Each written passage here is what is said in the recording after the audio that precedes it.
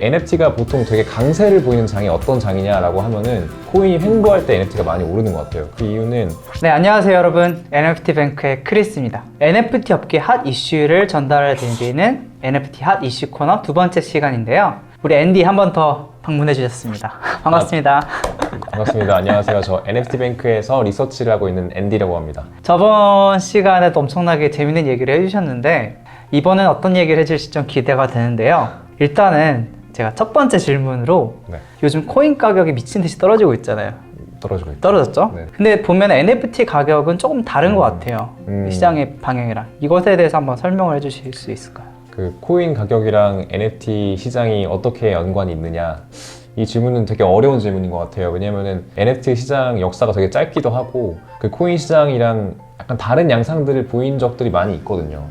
통상적으로 뭐 급락하거나 횡보하거나 아니면 급상승하거나 이런 양상들이 있다고 했을 때 각자 어떻게 좀 현상이 나오는지를 말씀을 드리면, 보통 코인 가격이 급락할 때는 NFT도 같이 떨어지게 돼요. 왜냐면은 NFT라는 거는 기본적으로 이더리움이라는 기축통화로 거래가 되고 있고, 그 이더리움 가격이 떨어지면 자연스럽게 떨어질 수밖에 없는 구조이기도 하고요. 그리고 이제 급락할 때 보통 유동성이 엄청 필요할 때가 많아요. 그래서 마진 거래를 하는 사람들이 본인이 마진콜을 당한 위험에 처해 있다 그러면은 그 유동성을 확보하기 위해서 NFT를 팔게 되는데, 그 NFT를 팔 때 NFT는 유동성이 좀 낮은 자산이다 보니까 낮은 가격에 빨리 올려서 판매하려고 하는 수요들이 있거든요. 그렇다 보니까 NFT들이 더 급락하는 케이스들이 발생을 하기도 합니다. 근데 NFT가 보통 되게 강세를 보이는 장이 어떤 장이냐라고 하면은 코인이 횡보할 때 NFT가 많이 오르는 것 같아요. 그 이유는 NFT는 어떻게 보면은 코인보다 유동성도 더 낮고 더 큰 위험 자산이기 때문에 일반적인 횡보장에서 좀 장에 재미가 없다, 조금 더 변동성이 큰 자산에 투자를 하고 싶다라는 수요가 좀 생길 때 그때 NFT로 자금이 좀 많이 모이는 것 같아요. 그래서 그런 횡보장에서 이제 과거에 그 NFT들의 큰 상승들이 나왔었고, 그래서 횡보장엔 NFT는 좀 강하다라는 걸 말씀을 드릴 수 있을 것 같고요. 그리고 급상승장 같은 경우에는 NFT 가격이 크게 영향을 받지는 않는 것 같아요. 근데 급상승장에서는 코인 가격이 오르기 때문에 NFT는 그 코인 개수로는 조금 떨어지는 것처럼 보일 수 있겠지만은 뭐 USD 같은 통화 기준으로는 보통 그 가격이 유지되는 양상을 많이 보이고 있는 것 같습니다. 네, 그러면은 눈에 띄는 NFT 프로젝트 다들 궁금하신 게 다 이거예요. 솔직히 좀 있으신가요? 사실 이 부분 되게 조심스러울 수밖에 없어요. 맞아요. 제가 여기서 뭐 NFT 프로젝트 어떤 게 눈에 띈다라고 말씀드리면 네네네. 사람들이 결정을 알아서 하시는 거지만 구매를 할 수도 있기 때문에, 그러면은 차라리 어떤 NFT가 핫한지를 알아보는 방법을 좀 소개를 드리면, 오픈시라는 거래소에서 거래량 기준으로 어떤 프로젝트들이 제일 핫한지를 그 리스트를 보여줘요. 그래서 뭐 탑 10을 봤을 때 이 NFT가 새로 보이는 건데 거래량이 되게 잘 나오고 있구나 이러면은 이게 뭐지? 하면서 좀 찾아보는 방식이 있을 것 같고,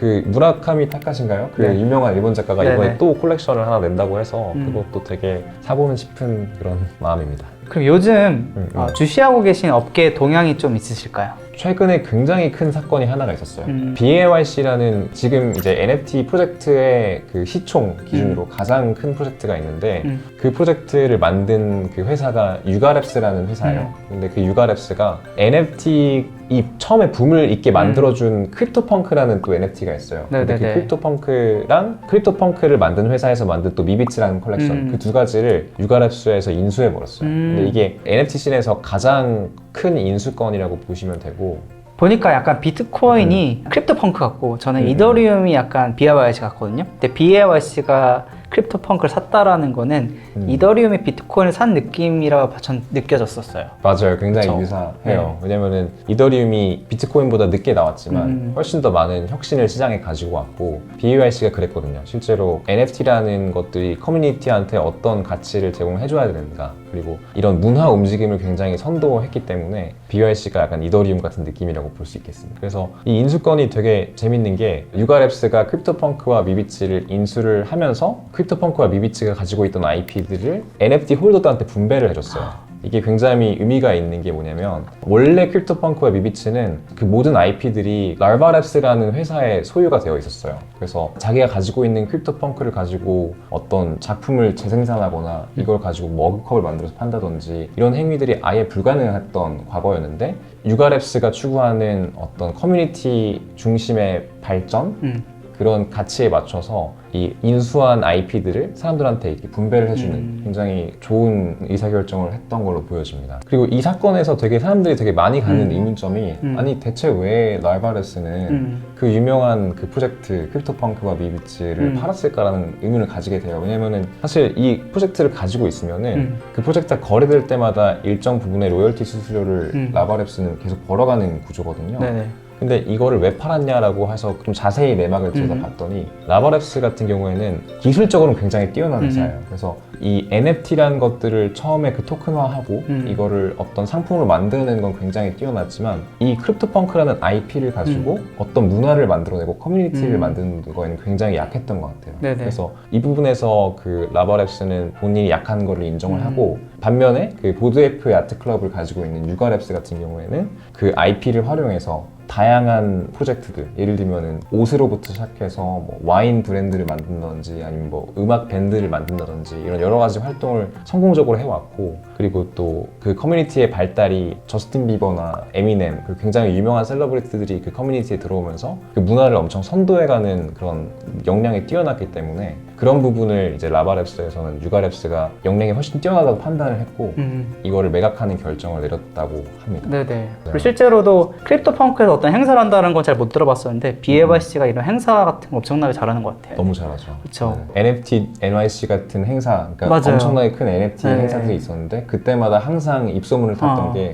BAYC들이 파티를 굉장히 잘 열었다. 맞아요. 그러니까 사실 NFT에서 핵심적인 논쟁거리가 유틸리티인데 가치 저장의 수단뿐만 아니라 제가 봤을 땐 BAYC는 하나의 회원권을 만들었고 저작권으로 파생 상품, 파생 비즈니스를 만들어내는 역량을 맞아요. 증명을 했던 건데 그런 면에서 NFT의 가능성을 계속 끌어올리고 있는 것 같아요. 맞아요. 크립토펑크를 갖고 있는 라바랩스가 이 크립토펑크를 판 건 이해가 됐는데요. 그럼 유가랩스는 도대체 이걸 사서 어떻게 활용을 할 생각인가? 제가 궁금합니다. 유가랩스 입장에 대해서 사람들이 많이 추측을 하고 있는데 유가랩스가 이번 인수권 이후에 오픈시 상위 거래량 탑 20개 프로젝트 중에서 5개를 가져가게 됐어요. 뭐 크립토펑크랑 보리 야트클럽이랑 관련된 프로젝트들 5개를 가져가게 되는데 이게 엄청나게 큰 맞아요. 오픈시의 거래량의 비중이거든요. 디즈니네요. 거의 엄청난 IP를 가지고 있는 거나 마찬가지고 네. 이걸로 이제 유가랩스가 할 수 있는 게 하나가 있는데 그게 뭐냐면